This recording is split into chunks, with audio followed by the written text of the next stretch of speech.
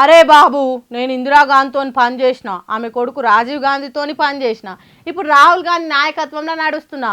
నేను party senior నాయకుని రాబోయ్, పార్టీని పద్ధతిగా నడపాలరా, ఆ విధంగా ముందుకు పోవాలిరా బాబు అని మైక్ల ముందు చెప్పే విహెచ్ దాదా పైల్మాన్ విహెచ్ హనుమంతరావు ఇప్పుడు పార్టీ విషయాలు కాకుండా జనానికి పనికొచ్చే విషయాలు చెప్తున్నాడు.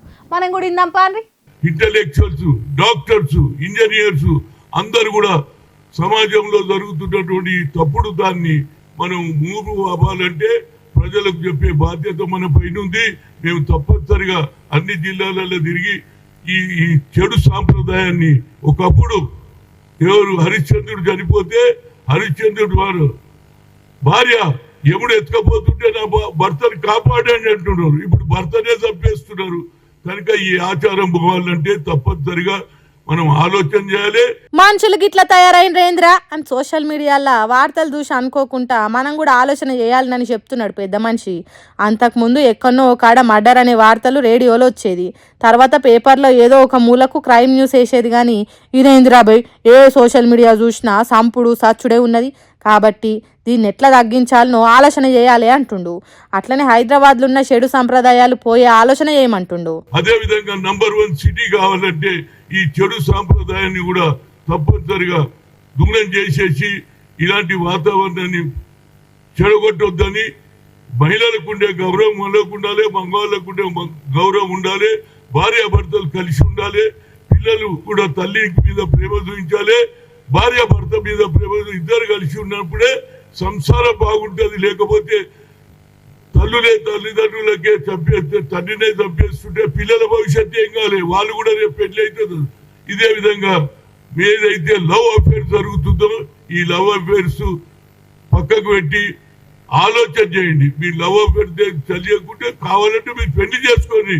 ఎందుకంటే మీకు వచ్చినటువంటి వయసు సరిపోతుంది కాబట్టి కొట్లాడి చేసుకొని కానీ పెళ్లి చేసుకుంటారు.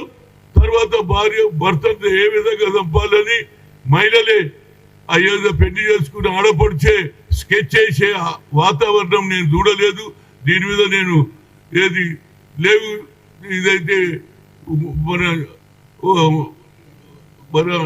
అరేరే, హైదరాబాద్లో జరుగుతున్న అరాచకాల పేరు తెలుస్తలేదు. ఎందుకు తెలుస్తలేదు? అదేమన్నా మంచిదైతే ఎంబట్టే మాట్లాడేటోడు కానీ పాపం దాని గురించి చిన్నడు కానీ చూడలేదాయే. అదే ఈ నడుమ బాగా ఫ్యాషన్ అయింది కదా లివ్ ఇన్ హాస్టల్ అనేది. అంటే ఆడపిల్లలు మగ పొరలు ఒక్క హాస్టల్లో ఉండొచ్చు, ఒకే రూమ్లో ఉండొచ్చు, ఇష్టమైతే 2-3 కూడా ఉండొచ్చట. అగో అసొంటి దాన్ని బంద్ పెట్టాలి. హైదరాబాద్లో అసొంటి ఉండొద్దని మంత్రి శ్రీధర్ బాబుకి చెప్తాడట. మరి అంతే కదా, పెద్ద మనిషి చెప్పింది నిజమే కదా. చిన్నగా మొదలైంది, రేపు పెద్దగా అవుతుంది. ఇలా సంబరానికి చేసింది రేపు ఏడిపిస్తుంది. ఆఖరికి గిట్లనే రక్తం కండ్ల చూసే కాడికి వస్తుంది. కాబట్టి పెద్ద మనిషి తండ్లాటను అర్థం చేసుకుందాం, పానాలు తీసే కల్చర్ను తరిమేద్దాం. ఏమంటారు? అంతే కదా. మొన్న గుజరాత్ రాష్ట్రము, నిన్న హిమాచల్ ప్రదేశ్ రాష్ట్రము, ఇవాళ చైనా దేశం. వానదేవుడు వరుస పెట్టి దంచుకుంటా పోతున్నాడు. మన దేశంలో తక్కువ కానీ చైనా దేశంలో మాత్రం చిన్న కొట్టలేదు.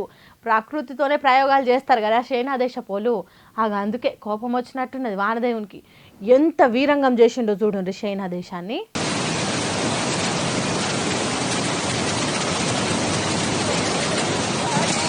వినాశకాలే విపరీత బుద్ధి అన్నట్టు చైనా దేశపోడు ప్రయోగాలు చెయ్యందంటూ ఏది లేదు. అభివృద్ధి పేరుతోని అడ్డగోలు పనులు చేసిండు. అందుకే ఇక చూడండి ప్రకృతికి కోపం వచ్చి ఎట్లా చేసిందో. షాపింగ్ మాల్లు నీళ్ళ మడుగులైనాయి, పైకెక్కే ఎస్కలేటర్ మెట్లు ప్రాజెక్టుల నీళ్లు ఎగజిమ్మి పోసినట్టు వస్తున్నాయి. కార్లు, వ్యాన్లు, బస్సులు ఎండిన ఆకుల తిరగొట్టుకపోయినాయి. పట్టణాలలో నీళ్లు నిండి రిజర్వాయర్లు అయినాయి. అక్కడ వడ్డ వానల వరదల వీడియోలు చూస్తే ఇది చైనా దేశమా లేకుంటే సముద్రంలో బిల్డింగులు టవర్లు కట్టినరా అన్నట్టే ఉన్నది. పెద్ద పెద్ద బిల్డింగులు బాగా ఎత్తుండే వరకు కనిపిస్తున్నాయి కానీ నీళ్ళల్లో మునిగిన ఇండ్లు ఎన్నో ఉన్నాయట. ఇక చూడుండ్రి ఆకాశం అంతా ఎత్తుగట్టిన వంతెన పిల్లర్ కూలి ఎట్లయిందో.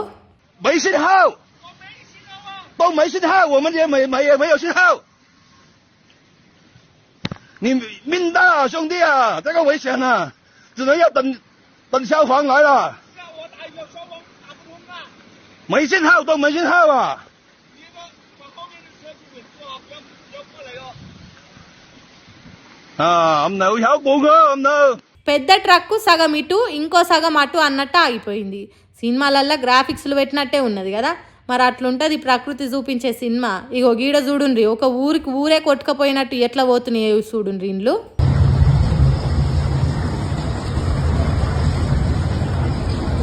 房子走了，看着。看着了，看着了。哎，我的棒棒也都完了。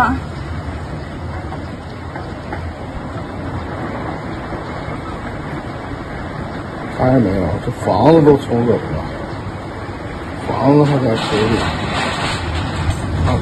పునాదుల కాలు నుంచి ఇండ్లను లేపుకొని వస్తున్నది వరద. గోదావరిలో పడవలు సాగిపోతున్నట్టే ఉన్నది కదా దీన్ని చూస్తుంటే.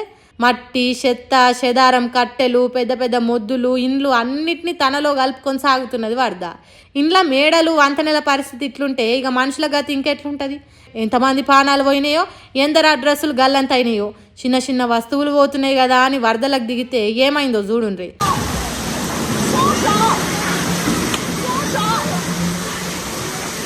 వస్తువుల కోసం తనలాడితే మళ్ళీ వెనుకకు వచ్చేందుకు సత్తువలేక అట్టే కొట్టుకొని పోయినరు. ఇట్లా ఎంతమంది గల్లంతైనరో ఏం పాడు. ఇగో గీ తీరుగా ప్రకృతి చైనా దేశాన్ని పగబట్టినట్టే చేసింది. ఎట్లా కోలుకుంటుందో ఇసొంటి వానతోని చైనా దేశం. అన్నిటినీ తప్పించుకున్నా ప్రకృతి నుంచి తప్పించుకోలేకపోతున్నాడు చైనా దేశపోడు.